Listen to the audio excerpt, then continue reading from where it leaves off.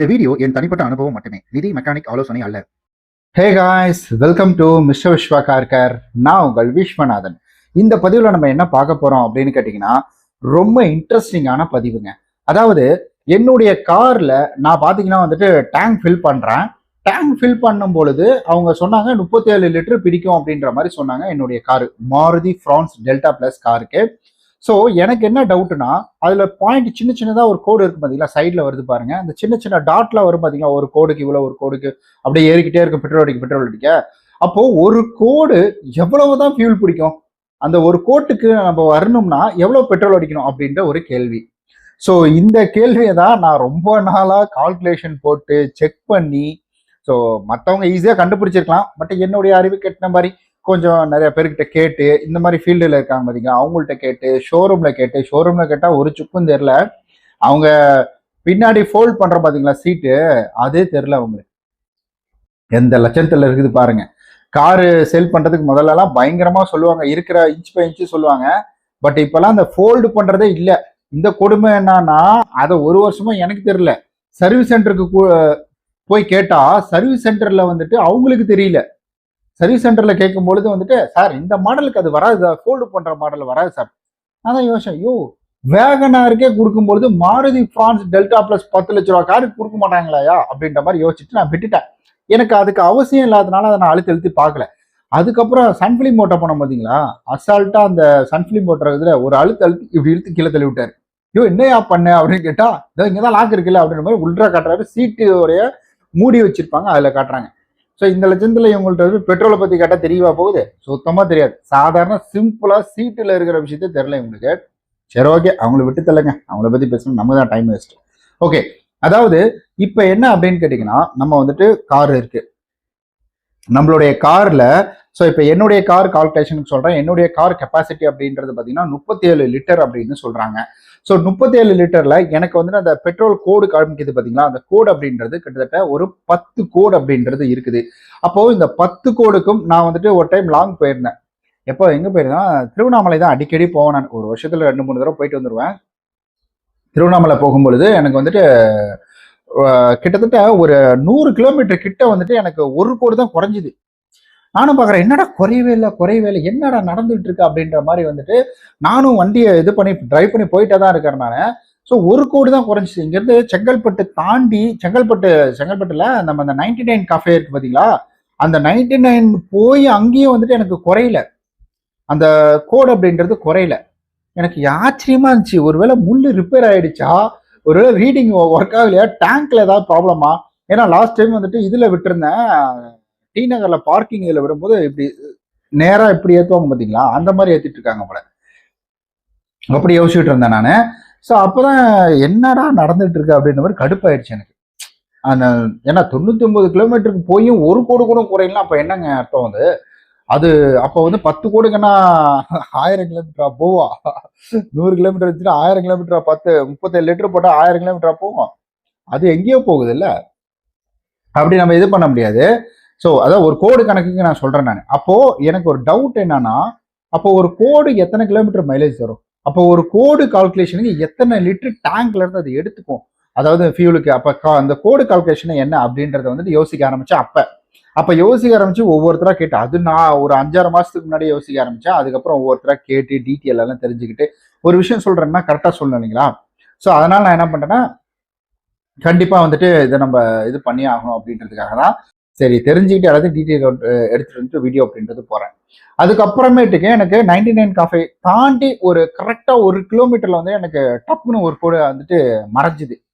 ஒரு கோடு மறைஞ்ச உடனே எனக்கு வந்துருச்சு. அப்போ நான் மைலேஜ் கால்குலேஷன் அப்பயே எடுத்து வச்சுட்டேன். அப்போ மைலேஜ் கால்குலேஷன் படி எனக்கு வந்துட்டு கிட்டத்தட்ட எவ்வளவு எனக்கு கிலோமீட்டர் வந்திருக்குன்னா, 25 என்னமோ வந்திருக்குது. 25 × 3.7 அப்படின்றத போடுங்களேன். ஸோ 25 × 3.7 அப்படின்றது போட்டிங்கன்னா உங்களுக்கு வந்து மைலேஜ் அப்படின்றது, ஒரே நிமிஷம் இருங்க, 25 × 3.7 92 கிலோமீட்டர். அப்போ எனக்கு அங்க அப்ராக்சிமேட்டா காட்டினது 25. அப்போ இங்க 28 அப்படின்றத போட்டா இங்க பாருங்க, அப்ப ரோடு வந்துட்டு சூப்பரா இருந்த தருணம் அது எல்லாமே. இப்ப 28 அப்படின்றத போட்டா 103 வருது. அப்போ 27 அப்படின்றது ஆமா கரெக்டா 99 வருது பாருங்க. 27 அப்படின்றது எனக்கு வந்து 99.9 வருது. இது அப்ராக்சிமேட்டா நம்ம சுகராலாம் சொல்லிட முடியாது.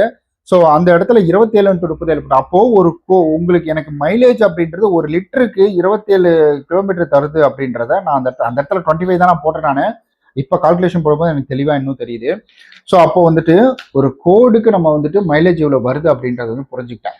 பட் அதே மைலேஜ் நமக்கு தொடர்ந்து வருமானம் கிடையாது. ஏன்னா அந்த ஒரு ரோடு ரூட் அப்படின்றது காலையில விடிகாலம் எடுத்தேன். விடிகாலம் எத்தனை மணிக்கு எடுத்தேன்னா வந்துட்டு கிட்டத்தட்ட வந்துட்டு ஒரு 4 மணிக்கு வந்துட்டு கார் எடுத்துட்டேன் நான். 4 மணிக்கு எடுத்த கார் ஃபுல்லாக கூலிங்கு, மழை வேற பெஞ்சிக்கிட்டு இருந்துச்சு. ஸோ வண்டியும் அதிகமாக ஹீட் ஆகாது.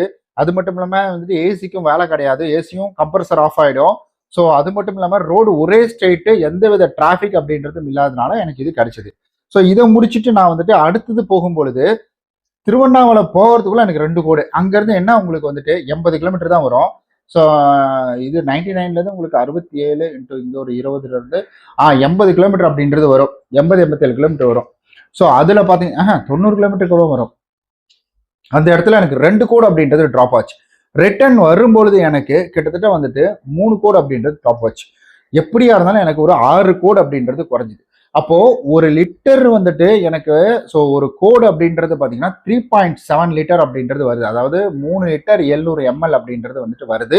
ஸோ இந்த கால்குலேஷன் அப்படின்றத நான் தெரிஞ்சுக்கிட்டேன். அப்போ ஒரு கோடு அப்படின்றது அவ்வளவு.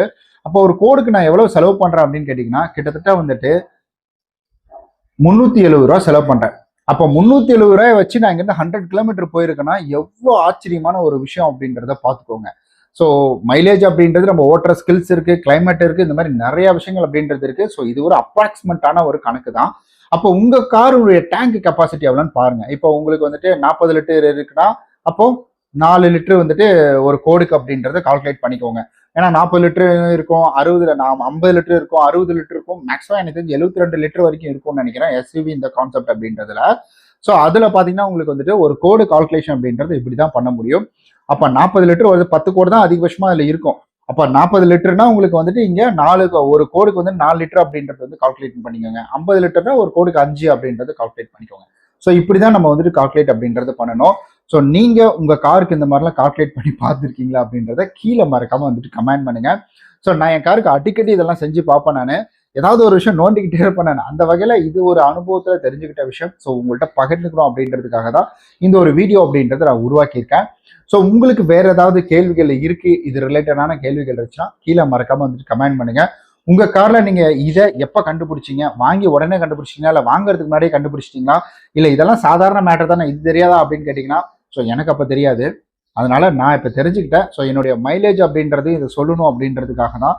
ஸோ மைலேஜ் கால்குலேஷனும் இப்படியும் நம்மளால வந்துட்டு போட முடியும் அப்படின்றதுக்காக தான் இதை நான் வந்துட்டு உங்ககிட்ட வந்து கொண்டு வந்து கொடுக்குறேன். நான் இன்னொரு வீடியோ போட போறேன். அதில் என்னுடைய மைலேஜ் ரியல் டெஸ்ட் பண்ணிட்டு இப்போ ஃபினான்ஷியல் டைட் அப்படின்றதுனால ரியலாக ஃபியூல் அடிச்சு 100 கிலோமீட்டர் 99 காஃபே போயிட்டு அங்கேருந்து வந்துட்டு பக்கத்தில் ஒரு பாரத் பெட்ரோல் பங்க் இருக்கு, அங்கே ஃபியூல் அடிச்சுட்டு நான் உங்களுக்கு கால்குலேஷன் அப்படின்றது 100 கிலோமீட்டருக்கு எவ்வளோ கொடுக்குது அப்படின்றது சொல்கிறேன். ஆனால் இதில் வந்துட்டு ஒரு பியூர் கால்குலேஷன் அப்படின்றது போட முடியாது அப்படின்றது நிதர்சனமான ஒரு உண்மை தான். பட் இருந்தாலும் இந்த கால்குலேஷனே உங்களுக்கு தெரிஞ்சிட்டு இருக்கும். 27 அப்படின்றது ஒரு கோடுக்கு அப்படின்றது வந்திருக்குன்னு பார்த்துக்கோங்க. ஆனால் அதுக்கப்புறம் 100 கிலோமீட்டருக்கு எனக்கு வந்துட்டு 3.7 தான் அப்படின்றத எடுத்துக்கிச்சு. ஆனா அங்கிருந்து வந்துட்டு ஒரு மறுபடியும் ஒரு 100 கிலோமீட்டர் வச்சுக்கோங்களேன், 90 கிலோமீட்டர் அப்படின்னு வச்சுக்கோங்களேன். அந்த 90 கிலோமீட்டருக்கு 2 கோடு அப்படின்றது எடுத்துக்கிச்சு. அப்போ எனக்கு வந்துட்டு 7.4 கிலோமீட்டர் அப்படின்றது 4 லிட்டர் அப்படின்றது வந்துட்டு எடுத்துக்கிச்சு இவ்வளவு தூரம் போயிட்டு போகிறதுக்கு மட்டும். அப்ப ஆக மொத்தம் வந்துட்டு போகிறதுக்கு ஒரு 10, வர்றதுக்கு ஒரு 10 அப்படின்ற மாதிரி ஆயிப்போச்சு. 10 லிட்டர் 20 லிட்டர் அப்படின்ற மாதிரி 5 லிட்டர் அப்படின்றது 17 லிட்டர் அப்படின்றது டேங்க்ல எப்பவுமே சேஃப்டிக்காக ஸோ அதில் இருக்கும். ஸோ இவ்வளவு இதுதான் வந்துட்டு ஸோ சிம்பிள் கால்குலேஷன். உங்களுக்கு இதை பற்றின கருத்துக்கள் இருந்துச்சுன்னா கீழே மறக்காம சொல்லுங்க. பாய்.